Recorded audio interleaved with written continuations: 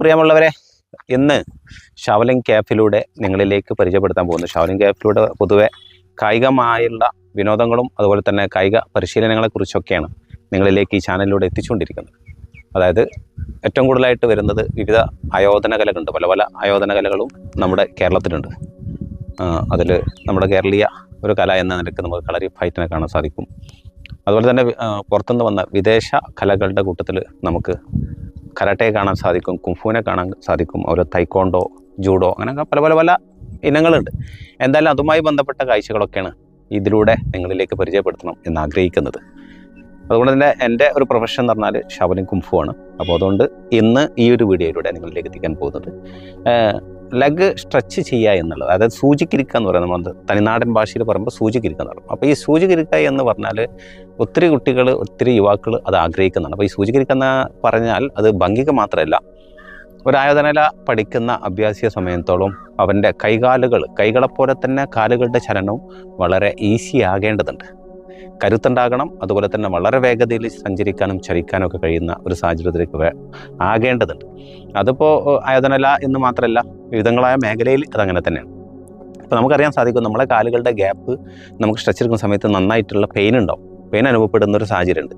ഈ പെയിൻ അനുഭവപ്പെടാനുള്ള ഒരു പ്രധാനപ്പെട്ട കാര്യം എന്താണെന്ന് വെച്ചാൽ, നമ്മുടെ ഒരു കൈ ഒടിഞ്ഞു പോയിട്ട് നമ്മൾ പ്ലാസ്റ്റർ ഇട്ടാൽ, അങ്ങനെ ഒരു 1-2 മാസം നമ്മളിങ്ങനെ കൈ ഒടിഞ്ഞതിൻ്റെ പേരിൽ പ്ലാസ്റ്റർ ഇട്ടിട്ട് നമ്മുടെ കഴുത്തിലേക്ക് ഇങ്ങനെ നമ്മളെ ജെർക്കിങ് ഒഴിവാക്കാൻ വേണ്ടി, കൈയിൻ്റെ ചലനങ്ങൾ, ഇളക്കം ഒഴിവാക്കാൻ വേണ്ടിയൊക്കെ നമ്മളിങ്ങനെ 1-2 മാസം അങ്ങനെ പ്ലാസ്റ്റർ ഇട്ട് കഴിഞ്ഞാൽ പിന്നീട് നമുക്ക് ആ പ്ലാസ്റ്റർ കട്ട് ചെയ്താൽ പോലും ആ കൈകൾ താഴോട്ട് നിർത്തുക ഒരല്പം പ്രയാസമാണ്. പിന്നെ ഒരു പക്ഷേ നിരന്തര പരിശീലനത്തോടെ അല്ലെങ്കിൽ ഫിസിയോതെറാപ്പിയിലൂടെയൊക്കെയാണ് ഘട്ടം ഘട്ടമായിട്ട് ആ കൈ പഴയ അവസ്ഥയിലേക്ക് തിരിച്ചു കൊണ്ടുവരിക. കൈയിൻ്റെ വിഷയങ്ങൾ, അസ്ഥിക്ക് സംഭവിച്ച വിഷയങ്ങൾ ആ പ്ലാസ്റ്ററോട് കൂടെ അല്ലെങ്കിൽ ആ ഒരു വിശ്രമ സമയം കൊണ്ട് പരിഹരിക്കപ്പെട്ടുണ്ടാകും. നമ്മളെ ഇന്നിപ്പോൾ നിങ്ങളെ പരിചയപ്പെടുത്താൻ വന്നത് ഈ ലെഗ് സ്ട്രെച്ച് ആക്കുന്നതിനെ പറ്റിയാണ് സംസാരിച്ചത്. അതായത് സൂചിക്കിരിക്കുക എന്ന് പറഞ്ഞാൽ, ഈ സൂചിക്കിരിക്കുക എന്ന് പറഞ്ഞാൽ ഇത് നോർമലി ഒരു മനുഷ്യൻ്റെ ശരീരം നമ്മളെ ജനനത്തോടുകൂടെ നമ്മളെ ഈ പറയുന്ന അവയവങ്ങളൊക്കെ ഇങ്ങനെ വളരെ ഈസി ആയിട്ട് സഞ്ചരിക്കുന്ന, അത് നേരത്തെ ഞാൻ സൂചിപ്പിച്ച പോലെ ആ പ്ലാസ്റ്റർ ഇട്ടാൽ എന്താണ് നമ്മുടെ കയ്യിൽ സംഭവിക്കുന്നത്, നമ്മുടെ പേശികൾക്ക് എന്ത് സംഭവിക്കുന്നു, അതുപോലത്തെ ഒരു ടൈറ്റ് സ്വാഭാവികമായിട്ടും നമ്മുടെ ചില അവയവങ്ങൾ നമ്മൾ അത്തരം ഭാഗങ്ങളിലേക്ക് പ്രവർത്തിപ്പിക്കാത്തതുകൊണ്ട്, ഇതുപോലെയൊക്കെയുള്ള നീര് കിട്ടുന്നതുകൊണ്ടോ അല്ലെങ്കിൽ പേശികളുടെ ചലനം, മസിലുകൾ അത്തരം ഭാഗങ്ങളിലേക്ക് ചലിക്കാതിരിക്കുന്നതുകൊണ്ട് ആ ഒരു ഭാഗം ടൈറ്റായിട്ടുണ്ടാവും. അങ്ങനെ ഒരു ടൈറ്റാണ് നമ്മുടെ കാലിൻ്റെ ഈ ഗ്യാപ്പ് ഭാഗങ്ങളിൽ സംഭവിക്കുന്നത്. ആ ഒരു ഗ്യാപ്പ് ഭാഗങ്ങൾ അത് സംഭവിക്കുന്നതുകൊണ്ടാണ് നമുക്ക് സ്ട്രെച്ച് എടുക്കാൻ വലിയ പ്രയാസം വരുന്നത്. അപ്പോൾ ഈ ലെഗ് സ്ട്രെച്ച് ചെയ്യുക എന്ന് പറഞ്ഞാൽ അത് ഒരു സുപ്രഭാതത്തിൽ ചെയ്യാൻ സാധിക്കുന്ന കാര്യമില്ല. നിരന്തര പരിശീലനത്തോട് മാത്രമേ എന്ത് ചെയ്യാൻ പാടുള്ളൂ. ശാസ്ത്രീയമായ രീതിയിലാണെങ്കിൽ നിരന്തരമായിട്ട് ഘട്ടമായിട്ട് നിരന്തര പരിശീലനം കൊണ്ട് മാത്രമേ നമുക്ക് സ്ട്രെച്ച് എടുക്കാൻ സാധിക്കുള്ളൂ. അതല്ലാത്ത മാർഗങ്ങളെല്ലാം നമുക്ക് ഗുരുതരമായ അപകടങ്ങൾക്ക് അത് വഴിയാവും എന്ന് മാന്യപ്രേക്ഷകർ മറക്കാതിരിക്കുക.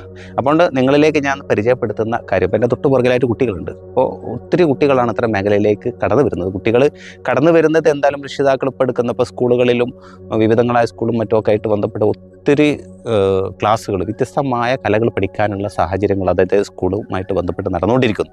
ഗവൺമെൻറ് സ്കൂളിൽ പോലും അതിനുള്ള സൗകര്യങ്ങളുണ്ട്, PTA ഒക്കെ ബന്ധപ്പെട്ടിട്ടുള്ള. അപ്പോൾ എന്തായാലും കുട്ടികൾ ആ മേഖലയിലേക്ക് കടന്നു വരുന്നൊരു ഗുണം എന്താണെന്ന് വെച്ചാൽ, നമ്മൾ ഓർക്കുക, ഈ പ്രസവിച്ച് കുട്ടികൾ, ചെറിയ നവജാത ശിശുക്കൾ, അതല്ലെങ്കിൽ ഒരു 6 മാസം ഒക്കെ ഉള്ള സമയത്ത് അവർ മലന്ന് കിടന്ന് കളിക്കുന്ന സമയത്ത് അവരെ കാലുകൾ ഫുള്ളായിട്ട് അവർ ഫ്രീ ആക്കുന്നത് കാണാൻ സാധിക്കും. വളരെ ഈസി ആയിട്ട് അവർ കാലുകൾ ഫ്രീ ആക്കും. അവരെ എന്താ പറയുക, മലന്ന് കിടന്നുകൊണ്ട് കാലിൻ്റെ പെരുവിരൽ അവർ വായിലിട്ട് കടിക്കുന്നത് പോലും നമുക്കൊക്കെ കാണാൻ സാധിക്കും. അതിനർത്ഥം എന്താ വെച്ചാൽ, ആ സമയങ്ങൾ ആ കുട്ടി കൈകാലുകൾ നന്നായിട്ടിട്ട് അടിക്കുന്നതുകൊണ്ടും അങ്ങനെ പ്രവർത്തിപ്പിക്കുന്നതുകൊണ്ടും ആ കാലുകൾ അത്ര ലൂസാണ്. പിന്നീട് ആ കുട്ടി പിച്ച വെക്കാൻ തുടങ്ങുന്ന സമയത്ത് അത്തരം ഭാഗങ്ങൾ ചലിപ്പിക്കേണ്ട സാഹചര്യം നോർമലില്ലാതാകുമ്പോൾ സ്വാഭാവികമായിട്ടും ആ ഭാഗങ്ങൾ ടൈറ്റ് ആകുന്നു എന്നുള്ളതാണ് പ്രധാനം. അപ്പോൾ അങ്ങനെ ടൈറ്റ് ആകുന്ന അവസ്ഥയെ നമ്മൾ പഴയൊരവസ്ഥയിലേക്ക് തിരിച്ചു കൊണ്ടുവരാൻ, ആ ഭാഗങ്ങളെ വളരെ ഈസി ആയിട്ട് പ്രവർത്തിപ്പിക്കാൻ പറ്റുന്ന അവസ്ഥയിലേക്ക് കൊണ്ടുവരിക എന്നുള്ളത് തന്നെയാണ് പൂർണ്ണമായിട്ടും സ്ട്രെച്ച് ഇരിക്കുക എന്നുള്ള, സൂചിക്കിരിക്കുക എന്ന് പറഞ്ഞ ഒരു കാര്യം. അപ്പോൾ എന്തായാലും ആ സൂചിക്കിരിക്കാൻ പറ്റുന്ന കാര്യങ്ങളിലേക്ക് കുംഫുവിൽ അതിന് വിവിധങ്ങളായ മാർഗ്ഗങ്ങളുണ്ട്, 2-3 മാർഗ്ഗങ്ങളുണ്ട്. അപ്പോൾ അതിൻ്റെ നോർമലി എല്ലാവർക്കും ചെയ്യാൻ പറ്റുന്ന ഒരു വ്യായാമത്തെയാണ് നിങ്ങളെ ഞാൻ പരിചയപ്പെടുത്തുന്നത്. ഈ പറയുന്ന കാര്യങ്ങളെല്ലാം അതിൻ്റേതായുള്ള നിയമങ്ങളനുസരിച്ച് കറക്റ്റായിട്ട് നിങ്ങൾ നിരന്തര പരിശീലനം ചെയ്യുകയാണെങ്കിൽ തീർച്ചയായിട്ടും നിങ്ങളുടെ മക്കൾക്കും, പ്രത്യേകിച്ച് ഇപ്പോൾ എൻ്റെ പുറകിൽ എൻ്റെ 2 മക്കളാണ്, അവരെൻ്റെ കൂടെ പ്രാക്ടീസ് ചെയ്യുന്നതാണ്.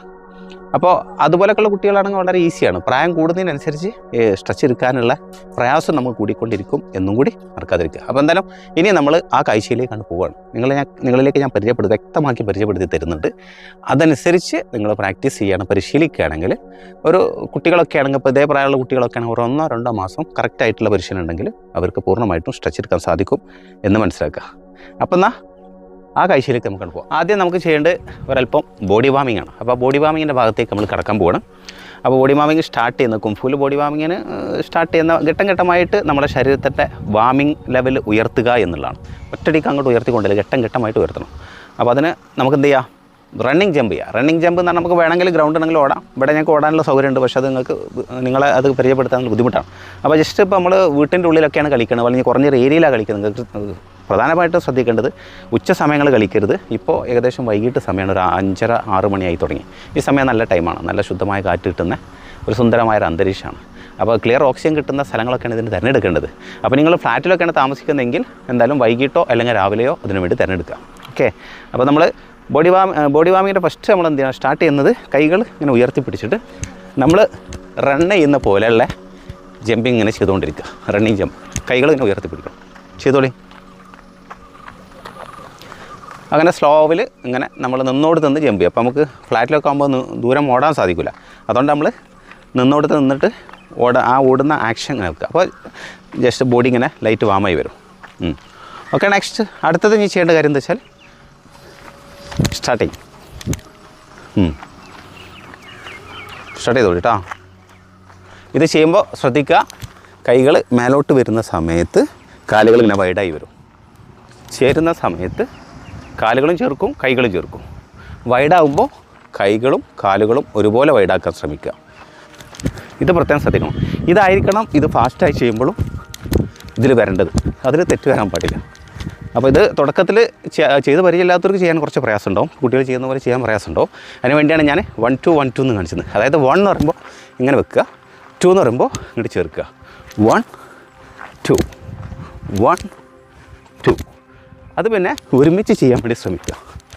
കാലിൻ്റെ മടമ്പ് നിലത്ത് ടച്ച് ചെയ്യാതെ പ്രത്യേകം ശ്രദ്ധിക്കണം. ഫിംഗറിൻ്റെ ഭാഗങ്ങളായിരിക്കണം ടച്ച് ചെയ്യാൻ വേണ്ടി ശ്രമിക്കേണ്ടത്. ഇപ്പോൾ ബോഡി വാമിങ്ങിൻ്റെ മുഴുവൻ ഭാഗങ്ങൾ കാണിക്കുന്നില്ല, നമ്മൾ ജസ്റ്റ് അവരൊന്ന് വാമായതിൻ്റെ ദിവസം അടുത്ത ഭാഗത്തേക്ക് കിടക്കണം. ഓക്കെ. Slow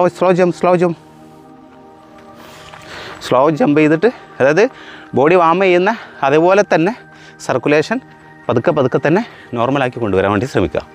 okay. അപ്പോൾ റെസ്പെക്റ്റ് ചെയ്തോ. ഓക്കെ. ബ്രീത്ത്.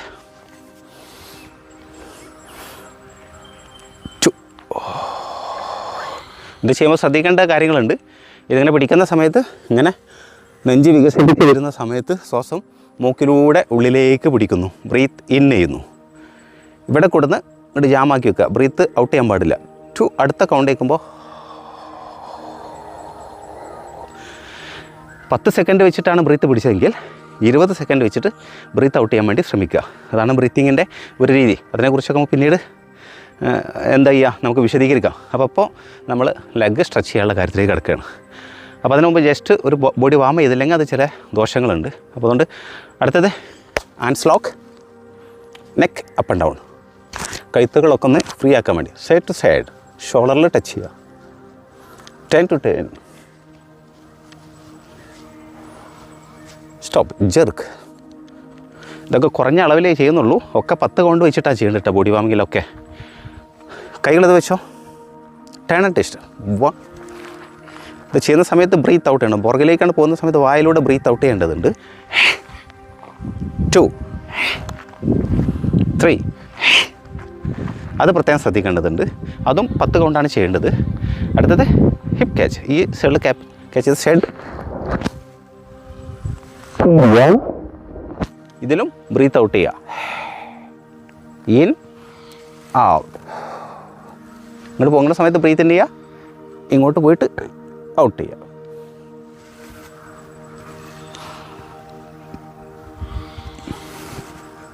ഇതൊക്കെ 10 കൗണ്ട് ചെയ്യാൻ വേണ്ടി പ്രത്യേകം ശ്രദ്ധിക്കണം. അടുത്തത് ഹിപ്പ് ക്യാച്ച്, ഹിപ്പ് റൊട്ടേറ്റ്. ഊരകൾ, നമ്മളുടെ നട്ടലിൻ്റെ ഭാഗങ്ങളൊക്കെ ഒന്ന് ഫ്രീ ആക്കാൻ വേണ്ടി അവിടേക്കുള്ള ഒരു വ്യായാമം എന്ന നിലക്ക് നമുക്ക് ഹിപ്പ് റൊട്ടേറ്റ് എന്ന് പറയും. റൊട്ടേറ്റ് 10 കൗണ്ട് അങ്ങോട്ട് ചെയ്താൽ 10 കൗണ്ട് റിവേഴ്സ് തിരിച്ചും ചെയ്യേണ്ടതുണ്ട്. ചെയ്യുന്ന ആ ഒരു രീതി പൊസിഷനൊക്കെ പ്രത്യേകം ശ്രദ്ധിക്കണം. അപ്പോൾ ഓക്കെ. അപ്പോൾ അടുത്തത് കലകൾ പഠിച്ചോ. അത് ചെയ്യുന്നത് ആൻസിപ്പിംഗ് എന്നൊക്കെ ഇതിന് പറയും. പലതിലും പല രീതിയിലുള്ള പേരുകളാണ് പറയുക. ജസ്റ്റ് ലെഗൊന്ന് വൈഡച്ചതിന് ശേഷം ഇങ്ങനെ ടച്ച് ചെയ്യാം. ഈ മുകളിലേക്ക് പൊക്കി പിടിച്ച കയ്യിലേക്ക് നോക്കാൻ വേണ്ടി ശ്രമിക്കണം. 2 3 4 5 6 7 8 9 10. ഓക്കെ. 1 2 3 പ്ലസ് ബാക്ക് എന്നാണ് പറയുക. അപ്പോൾ 1 എന്ന് പറയുമ്പോൾ ഫ്രണ്ടിലോട്ട് വെക്കുക, 2 എന്ന് പറയുമ്പോൾ ബാക്കിലോട്ട് വെക്കുക, 3 എന്ന് പറയുമ്പോൾ സൈഡിലായിട്ട് വെക്കുക, 4 എന്ന് പറയുമ്പോൾ ബ്രീത്ത് ഇൻ ചെയ്യുക. വീണ്ടും 1 2 3 4. ഇത് 4 കൗണ്ടായിട്ട് പൂർത്തിയാക്കണം എന്നുള്ളതാണ്. ഓരോ സമയത്ത് ഫ്രണ്ടിലേക്ക് വെക്കുമ്പോൾ ബ്രീത്ത് ഔട്ട് ചെയ്യണം, ബാക്കിലേക്ക് വെക്കുമ്പോൾ ബ്രീത്ത് ഔട്ട്. അതായത് ഇങ്ങനെ ചെയ്യുമ്പോൾ ബ്രീത്ത് ഔട്ട്, പുറകിലോട്ട് വരുമ്പോൾ ബ്രീത്ത് ഔട്ട്, 3 സൈഡിലേക്ക് വരുമ്പോൾ ബ്രീത്ത് ഔട്ട്, 4 പൊങ്ങുന്ന സമയത്ത് ബ്രീത്ത് ഇൻ.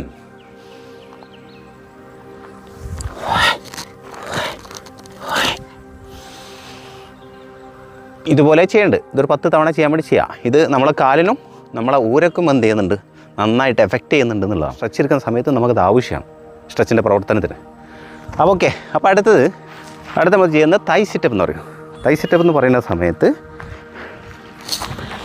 ഇങ്ങനെ ഇരിക്കണം. ഈ ഇരിക്കുമ്പോൾ പ്രത്യേകമായിട്ട് ശ്രദ്ധിക്കേണ്ട കാര്യം, ഇത് ശരിക്ക് കാല് നിലത്ത് അമർന്നിരുന്ന് പതുങ്ങിയിരുന്നു. ഈ ഭാഗത്ത് ഇങ്ങനെ വരുമ്പോൾ കാലിൻ്റെ മടമ്പായിരിക്കണം ഇവിടെ ടച്ച് ആകേണ്ടത്. ഈ ഭാഗം, ഈ കാലിൻ്റെ മുട്ട് ഒരിക്കലും തന്നെ വളവ് വരാൻ പാടില്ല എന്നുള്ളതാണ്. ഇതുപോലെ അമർന്നിരിക്കണം. ഫസ്റ്റ് ചെയ്യുന്ന സമയത്ത് നിങ്ങൾക്ക് ഇത്രയൊക്കെ ചെയ്യാൻ സാധിക്കുള്ളൂ. പക്ഷേ അത് അമർന്ന് വരുമ്പോൾ നമ്മളെ ലെഗ് ഫ്രീ ആകുന്നതനുസരിച്ച് ഇങ്ങനെ അമർന്ന് വരും. ഓക്കെ. ഇത് പ്രത്യേകം ശ്രദ്ധിക്കുക. കൈകൾ ഇങ്ങനെ ലോക്ക് ചെയ്ത് പിടിക്കുക. എന്നിട്ട് എഴുന്നേറ്റ് നിന്നിട്ട് നേരെ മറുസൈഡ് കാലിക്കുക. അപ്പോൾ ഇങ്ങോട്ട് ഇരിക്കുന്ന സമയത്ത് ബ്രീത്ത് ഔട്ട് ചെയ്യുക, ശ്വാസം പുറത്തേക്ക് ഒഴിവാക്കുക. പൊങ്ങുന്ന സമയത്ത് ബ്രീത്ത് ഇൻ ചെയ്യുക. ഇത് പ്രത്യേകം ശ്രദ്ധിക്കണം. കാലിൻ്റെ മുട്ടിന് ബെൻഡ് വരാൻ പാടില്ല. അതുപോലെ തന്നെ ഇത് മടമ്പിലായിരിക്കണം നിൽക്കേണ്ടത്. കാരണം ഫിംഗറിൻ്റെ ഭാഗം മേലോട്ട് ഉയർന്നിരിക്കണം എന്നർത്ഥം. ഇത് നിലത്ത് പതിഞ്ഞിരിക്കണം. അപ്പോൾ ഇത് ചെയ്യുന്ന സമയത്ത് നമുക്ക് ഈ കാലിൻ്റെ മുട്ടിൻ്റെ ഈ ഭാഗത്തേക്ക് ഒരു ചെറിയ ഒരു വേദന, നല്ലൊരു വലിവ് അനുഭവപ്പെടും. അപ്പോൾ അതുമായി വന്നിട്ട് ചെറിയൊരു വേദന ഉണ്ടാവും. അത് നിരന്തര പരിശീലനത്തോടെ മാറി കിട്ടുന്നതാണ്. അപ്പോൾ ആ വലിവ് എന്തിനാണെന്ന് വെച്ചാൽ നമുക്ക് സ്ട്രെച്ച് ചെയ്യുമ്പോൾ അത് ആവശ്യമാണ്. സ്ട്രെച്ച് ചെയ്യാനുള്ള അവസ്ഥയിലേക്ക് പോകുമ്പോൾ ഇതിലേറെ വേദനിക്കും. അപ്പോൾ അതിനെ ഘട്ടം ഘട്ടമായിട്ട് ആ ഭാഗങ്ങളുടെ മസിലുകളുടെയും നാഡീഞരമ്പുകളുടെ ഒക്കെ പ്രവർത്തനം, അസ്ഥിയുടെയൊക്കെ പ്രവർത്തനങ്ങൾ ഒന്ന് ഫ്രീ ആക്കുക എന്നുള്ളതാണ് തൈ സെറ്റപ്പ് കൊണ്ട് ഉദ്ദേശിക്കുന്നത്. ഓക്കെ. 3 4 5 6 7 8 9 10. അപ്പോൾ 10 കൗണ്ടാണ് ഇപ്പോൾ നമ്മൾ ചെയ്തത്. 10 ഒരു 20 കൗണ്ട് വരെയൊക്കെ ചെയ്യാം. പക്ഷേ 10 കൗണ്ട് വരെ ചെയ്യുന്നത് തന്നെ കുറച്ച് പ്രയാസമായിരിക്കും. തുടക്കക്കാർക്ക് 10 എണ്ണമൊക്കെ ചെയ്യൽ കുറച്ച് ബുദ്ധിമുട്ടായിരിക്കും. അപ്പോൾ മിനിമം 5 തവണയെങ്കിലും ചെയ്യാൻ വേണ്ടി ശ്രമിക്കുക. അടുത്തതായിട്ട് ചെയ്യുന്നത് തൈ സിസ്റ്റമിൻ്റെ രണ്ടാമത്തെ സെക്ഷനാണ്. ഇത് ചെയ്യുമ്പോൾ എന്താ വെച്ചാൽ വിരലുകൾ നേരത്തെ ഇങ്ങനെ പൊന്തിക്കായിരുന്നു. ആ പൊന്തിക്കുന്നതിനെ ഫിംഗറിനെ അടിയിലേക്ക് പതിച്ച് വെക്കുക. അത് അമർത്തി വെക്കാൻ വേണ്ടി നമ്മൾ വിരലുകൾ കൊണ്ട്, ഫിംഗറിനെ കൊണ്ട് 2 കാലിലും പെരുവിരലിൻ്റെ ഭാഗം നിലത്തേക്കൊന്ന് പ്രസ് ചെയ്ത് പിടിക്കുക. ഇനി അടുത്ത സ്റ്റെപ്പ് ചെയ്യുന്നത് പ്രത്യേകം ശ്രദ്ധിക്കണം. പൊങ്ങി ബ്രീത്ത് ഇൻ ചെയ്ത് പൊങ്ങി ഇങ്ങോട്ട് ഇരിക്കുന്ന സമയത്ത് ബ്രീത്ത് ഔട്ട് ചെയ്യുക. അപ്പോൾ ബ്രീത്ത് ശ്വാസം പുറത്തേക്ക് ഒഴിവാക്കിക്കൊണ്ടാണ് ഇരുന്നത്. ഇപ്പോഴും ശ്രദ്ധിക്കേണ്ട കാര്യം, ഈ കാലിൻ്റെ മുട്ടിന് ഒരിക്കലും ബെൻഡ് വരാൻ പാടില്ല, വളവ് വരാൻ പാടില്ല എന്നുള്ളത്. അതുപോലെ തന്നെ ഈ കാലം നിലത്ത് പൊങ്ങാനും പാടില്ല. പൊങ്ങാതിരിക്കാൻ വേണ്ടിയാണ് നമ്മളിങ്ങനെ പ്രസ് ചെയ്ത് പിടിക്കുന്നത്. 3 4 5 6 7 8 9 10.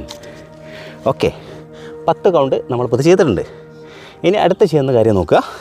ഇതേ ഇരുത്തിൽ തന്നെ നേരെ ഇങ്ങനെ നിലത്തിരിക്കുക. അതായത് ഈ ഭാഗങ്ങൾ മൊത്തം നിലത്ത് പതിഞ്ഞു. ഇനി ഈ കാല് നേരെ ഇങ്ങനെ വെക്കുക. ഇങ്ങനെ അമർന്നിരിക്കണം. ഈ കാലിൻ്റെ പൊസിഷൻ പ്രത്യേകം ശ്രദ്ധിക്കുക. എന്നിട്ട് കാല് കറക്റ്റ് സ്ട്രൈറ്റ് ആണോ നോക്കുക, നേരെയാണോ നിൽക്കുന്നത് നോക്കുക. വിരലുകൾ പൊങ്ങിയിട്ടാണ് നിൽക്കുന്നത്. ഇനി കൈകൾ ഒന്നുകിൽ സൈഡിൽ നിലത്ത് പ്രസ് ചെയ്യുക, അല്ലെങ്കിൽ കൈ ഇതിൽ പിടിക്കാം. അപ്പോൾ ഞാൻ നിലത്ത് പ്രസ് ചെയ്തുകൊണ്ടാണ് ചെയ്യുന്നത്. ഇനി ഇങ്ങനെ ടച്ച് ചെയ്യുന്ന സമയത്ത് നമ്മളെ നെറ്റി പോയിട്ട് കാലിൻ്റെ മുട്ട് ടച്ച് ചെയ്യണം. ആ സമയത്ത് ബ്രീത്ത് ഔട്ട് ചെയ്യണം. ഇങ്ങനെ ടച്ച് ചെയ്ത് നിൽക്കണം. ഓക്കെ. പിന്നെ പൊങ്ങുന്ന സമയത്ത് ഈ സൈഡ് വെച്ച കൈ രണ്ടും പുഷ് ചെയ്തുകൊണ്ട് പൊങ്ങിയിട്ട് സ്റ്റാൻസ് മാറിയിരിക്കുക. വീണ്ടും പുഷ് ചെയ്ത് പൊങ്ങുക, ഇപ്പുറത്തേക്ക് ഇരിക്കുക, വീണ്ടും പ്രസ് ചെയ്ത് സൈഡ് മാറി. ഈ ഇരിക്കുന്ന സമയത്തൊക്കെ ബ്രീത്ത് ഔട്ട് ചെയ്യാൻ വേണ്ടി പ്രത്യേകം ശ്രദ്ധിക്കേണ്ടതുണ്ട്. ചെയ്താണ് 4 5 6 7 8 9 10. ഓക്കെ, ലെഗ് ഫ്രണ്ടിലോട്ട് വെച്ചോ. ഇനി നമ്മൾ നിലത്ത് ഇരുന്നിട്ട് അത് ചെയ്തതിന് ശേഷം കാലുകൾ ഫ്രണ്ടിലോട്ട് നിർത്തി വെക്കുക. നിർത്തി വെച്ചതിന് ശേഷം നമ്മൾ കാലുകൾ ഇങ്ങനെ ഫ്രീ ആക്കി ആട്ടി കൊടുക്കുക, വളരെ ലൂസാക്കി ആട്ടി കൊടുക്കുക. എന്തിനു വേണ്ടിയെന്ന് വെച്ചാൽ ഈ മസിലുകളുടെ ടൈറ്റും വിഷയങ്ങളും ഒരല്പം റിലാക്സ് കൊടുക്കാൻ വേണ്ടി. അതിന് വേണ്ടിയാണ് ഇതിങ്ങനെ ഫ്രീ ആക്കി ചെയ്യുന്നത്. ഓക്കെ, അപ്പോൾ ഇനി ഇത്ര ഭാഗങ്ങൾ മതി ഏകദേശം. ഈ പറഞ്ഞ കാര്യങ്ങൾ ക്ലിയർ ചെയ്യുക. അപ്പോൾ ഇനി നമ്മൾ സ്ട്രെച്ച് ചെയ്യാൻ വേണ്ടി ഒന്ന് ശ്രമം നടത്തുകയാണ്. കുട്ടികൾ സ്ട്രെച്ച് ചെയ്ത് നിങ്ങൾക്ക് കാണിച്ചു തരും. അപ്പോൾ അത് ഞങ്ങൾക്ക് പറഞ്ഞുതരാം എങ്ങനെയൊക്കെ ചെയ്യണം എന്നുള്ളത്. അപ്പോൾ അടുത്ത് നമുക്ക് എന്ത് ചെയ്യണം? ഏകദേശം സ്ട്രെച്ച് എടുക്കാനുള്ള ഭാഗങ്ങളൊക്കെ. അപ്പോൾ നമ്മളവിടുന്ന് സ്ഥലം മാറിയിട്ടുണ്ട്. കാര്യം അവിടെ നല്ല ചരലായതുകൊണ്ട് ചെയ്യാൻ കുറച്ച് പ്രയാസമാണ്. അപ്പോൾ അതിനുവേണ്ടി കുട്ടികൾക്ക് പരിക്കേൽക്കാതിരിക്കാൻ വേണ്ടിയാണ് നമ്മൾ ദിശ മാറ്റിയിട്ടുള്ളത്. അപ്പോൾ ഇവിടെ ആകുമ്പോൾ നമുക്ക് സാധിക്കും എന്നുള്ള. അപ്പോൾ എന്നാൽ റെഡി ആയിക്കോളി. അപ്പോൾ ലെഗ് സ്ട്രെച്ച് ചെയ്യാൻ വേണ്ടി നമ്മൾ എന്ത് ചെയ്യണം? എന്നാൽ സ്ട്രെച്ച് ചെയ്തോളി പതുക്കെ. എന്നിട്ട് ഇവർ ചെയ്യുന്നത് ശ്രദ്ധിക്കുക.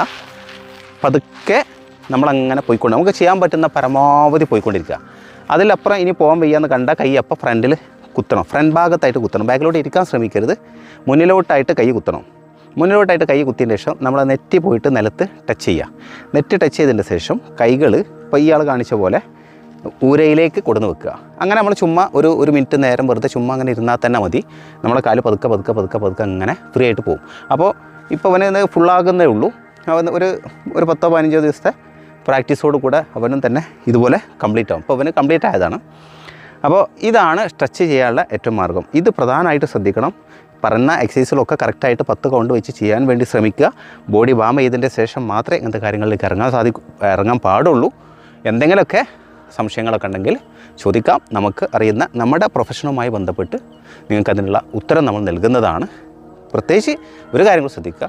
എപ്പോഴും നല്ലത് ഒരു ഗുരുനാഥൻ്റെ സാന്നിധ്യത്തിൽ അദ്ദേഹത്തിൻ്റെ ശിക്ഷണത്തിൽ ഇത്തരം കാര്യങ്ങൾ പരിശീലിക്കുന്നതായിരിക്കും നല്ലത് എന്നും കൂടെ ഓർമ്മപ്പെടുത്താണ്. അപ്പോൾ ഇതുപോലെയാണ് സ്ട്രെച്ച് ഇരിക്കേണ്ടത്. എല്ലാം ഈ എക്സസൈസുകളൊക്കെ ചെയ്ത് കാലൊക്കെ ഏകദേശം ഫ്രീ ആയി വന്നതിന് ശേഷം നമ്മളങ്ങനെ സ്ട്രെച്ച് പോയിക്കൊണ്ടിരിക്കുക.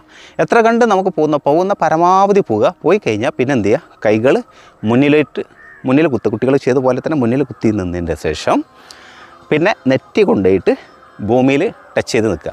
ഭൂമിയിൽ നെറ്റ് ടച്ച് ചെയ്തതിന് ശേഷം കൈകൾ നേരെ ഊരയിലേക്ക് കൊണ്ടുവരിക. ഊരയിലേക്ക് കൊണ്ടുവന്ന് അതിൽ ഹോൾഡ് ചെയ്യുക എന്നുള്ളതാണ്. അതിൽ നമ്മൾ ചുമ്മാ അങ്ങനെ വിശ്രമിച്ച് കഴിഞ്ഞാൽ, വെയിറ്റ് ചെയ്ത് കൊടുത്തു കഴിഞ്ഞാൽ ചെറിയൊരു വേദന ഉണ്ടാവും. നന്നായിട്ട് പെയിൻ ഉണ്ടാവും ഈ ഭാഗങ്ങളിൽ സ്റ്റാർട്ടിങ്ങിലൊക്കെ. അതുപോലെ ഗ്യാപ്പിൽ വേദന ഉണ്ടാവും. അപ്പോൾ ആ വേദനകൾ കാര്യമാക്കണ്ട. ഈ ബോഡി വാം ചെയ്തിട്ടായതുകൊണ്ട് വേറെ നമുക്ക് വിഷയങ്ങളൊന്നും ഉണ്ടാവില്ല. പക്ഷേ മറ്റൊരാളെ കൊണ്ട് ചവിട്ടി അമർത്തുക മറ്റുള്ള കാര്യങ്ങളൊക്കെ നമുക്ക് വലിയ രീതിയിലുള്ള ഗുരുതരമായ പരിക്കുകൾ ഏൽക്കാനുള്ള ചാൻസ് ഉണ്ട്. അപ്പോൾ നോർമലി അത് സ്വാഭാവികമായിട്ട് സംഭവിക്കുന്ന പോലെ തന്നെ ഇത് ചെയ്യാൻ വേണ്ടി പ്രത്യേകം ശ്രദ്ധിക്കുക. അപ്പോൾ എന്തായാലും എന്നിട്ടുള്ളി. അപ്പോൾ ഇങ്ങനെ ചെയ്താൽ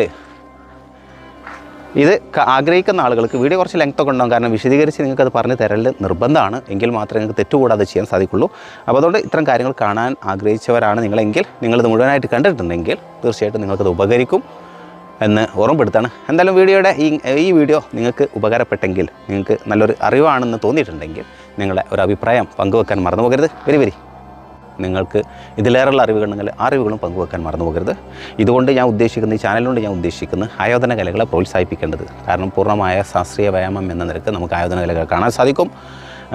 അക്രമങ്ങളും മറ്റുള്ള കാര്യങ്ങളെക്കുറിച്ച് മാത്രം ആയോധന കലകളെക്കുറിച്ച് ചിന്തിക്കരുത്. കുംഫുൽ പറയുന്ന ഒരു ഡയലോഗുണ്ട്, strong mind, strong body, quality of life. ഇങ്ങനെ പറയാം. ഇതാണ് കുംഫു ഓഫർ ചെയ്യുന്നത്. ഇതുപോലെ തന്നെയാണ് മറ്റുള്ള ആയോധനകളൊക്കെ. ആയോധനകൾ പഠിക്കുന്ന ആളുകൾക്ക് ഒത്തിരി കാര്യങ്ങൾ ശ്രദ്ധിക്കേണ്ടതുണ്ട്. അതൊക്കെ ശ്രദ്ധിച്ചിട്ട് അവർക്ക് മുന്നോട്ട് പോകാൻ സാധിക്കുള്ളൂ.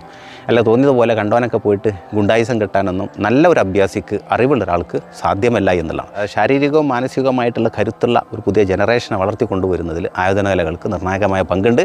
ആ തിരിച്ചറിവ് തിരിച്ചറിവാണ് യൂറോപ്യൻ രാജ്യങ്ങളിലും ചൈന, ജപ്പാൻ, കൊറിയ പോലെയൊക്കെയുള്ള രാജ്യങ്ങൾ മുമ്പേ പാഠപദ്ധതിയിൽ ഇത് ഉൾപ്പെടുത്തിയിട്ടത്.